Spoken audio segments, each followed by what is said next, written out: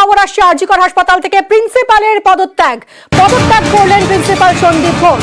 প্রিন্সিপালের অপসারণের দাবিতে সরব হন আন্দোলনকারীরা। চাপে নয়, স্বেচ্ছায় পদত্যাগ দাবি সন্দীপ ঘোষের।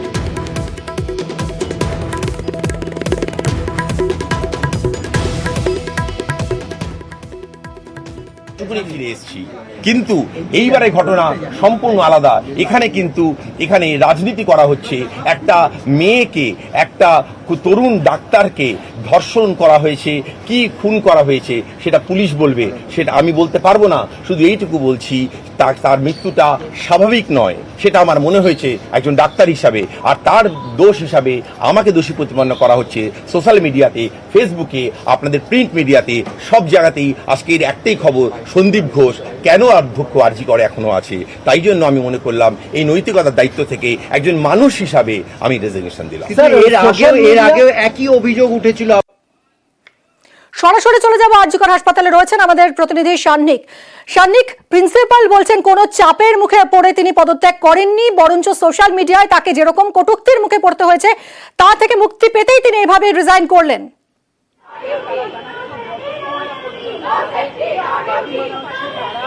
দেখো, তিনি এমনটা দাবি ঠিকই করছেন, কিন্তু স্বাস্থ্য দপ্তর সূত্রের খবর কিন্তু আলাদা। গতকালের মধ্যেই সিদ্ধান্ত হয়ে গিয়েছিল যে তার বদলি হতে চলেছে। আজকে দুপুরের মধ্যেই হয়তো সেই অর্ডার কপি হাতেও পেয়ে যেতেন অধ্যক্ষ সন্দীপ ঘোষ। তার আগেই কোথাও তিনি পদত্যাগ করে তিনি একটা কথাই বারবার যেটা তিনি দাবি করলেন, যে স্টুডেন্ট মারা গিয়েছে, যে ছাত্রী মারা গেছে, সে তার কন্যা সম, এবং তিনি প্রিন্সিপাল হিসেবে না, তিনি একজন বাবা হিসেবে দুঃখিত, এবং সেই কারণেই তিনি পদত্যাগ করছেন। এবং অবশ্যই সামাজিক মাধ্যমে যেভাবে তাকেই দায়ী করছে অনেক কিছুর জন্য, অনেক অব্যবস্থার জন্য, সেই প্রসঙ্গকে বারংবার টেনে তিনি কিন্তু বুঝিয়ে দিলেন যে সামাজিক মাধ্যমে তার বিরুদ্ধে যেভাবে যা অভিযোগ করা হচ্ছে সেই কারণে তিনি ব্যথিত হয়ে তিনি কিন্তু এই পদ থেকে তিনি পদত্যাগ করলেন।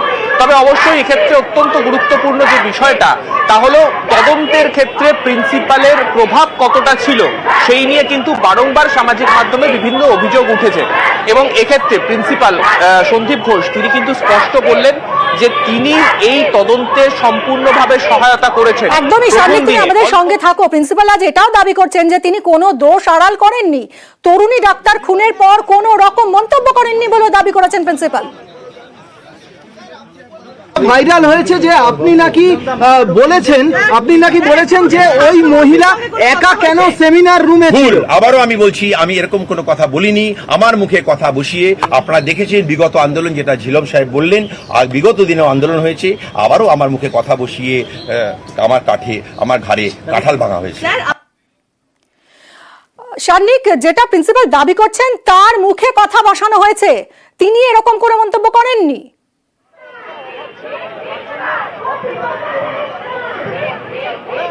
একেবারে তিনি কিন্তু তার বিরুদ্ধে ওঠা সমস্ত অভিযোগকে কার্যত অস্বীকার করে তিনি এই যে মেয়েটি মারা গিয়েছে তার কথা তিনি বারংবার তুলে আনলেন, তাকে নিজের কন্যা সম বললেন, এবং বলে তিনি তার পদত্যাগকে তিনি জাস্টিফাই করলেন।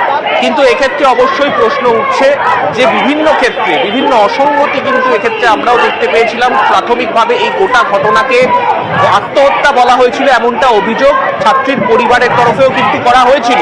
সেক্ষেত্রে তাদের কাছে আত্মহত্যা হিসেবে দাবি করলো কে, এই প্রশ্নটাও কিন্তু থেকে যাচ্ছিল। যদিও এই গোটা বিষয় থেকেই যিনি অধ্যক্ষ সন্দীপ ঘোষ ছিলেন তিনি স্পষ্টই বললেন যে তিনি গোটা তদন্ত প্রক্রিয়া পুলিশের হাতে যত তাড়াতাড়ি সম্ভব সঁপে দেওয়ার কাজটা তিনি করে, এবং তার জন্যই তিনি সঠিকভাবে পুলিশের হাতে সঠিক সময় সমস্ত তদন্তে সহায়তা করে তিনি তুলে দিয়েছিলেন বলেই এই গোটা তদন্ত প্রক্রিয়া এত স্মুথলি এগিয়েছে এবং একজন হলেও গ্রেফতার হয়েছে। এবার এটাই প্রশ্ন যে আরো কেউ কি এর পেছনে রয়েছে। একজন হলেও তিনি বললেন কথার মধ্যে যে একজন হলেও অ্যারেস্ট হয়েছে, অর্থাৎ আরো কি কেউ রয়েছে এক্ষেত্রে, আরো কি কেউ এক্ষেত্রে অভিযুক্ত যে এখনো পর্যন্ত ধরা পড়েনি, সেই যে তত্ত্ব বারংবার সামাজিক মাধ্যমে উঠে আসছে তা কি আদৌ সত্যি, এই প্রশ্নগুলো কিন্তু থেকেই গেল। অবশ্যই এরপর নজর থাকবে নতুন প্রিন্সিপাল কে আসেন এবং তিনি এসে এই গোটা ঘটনায় কি ভূমিকা নেন, সেই দিকে কিন্তু আমাদের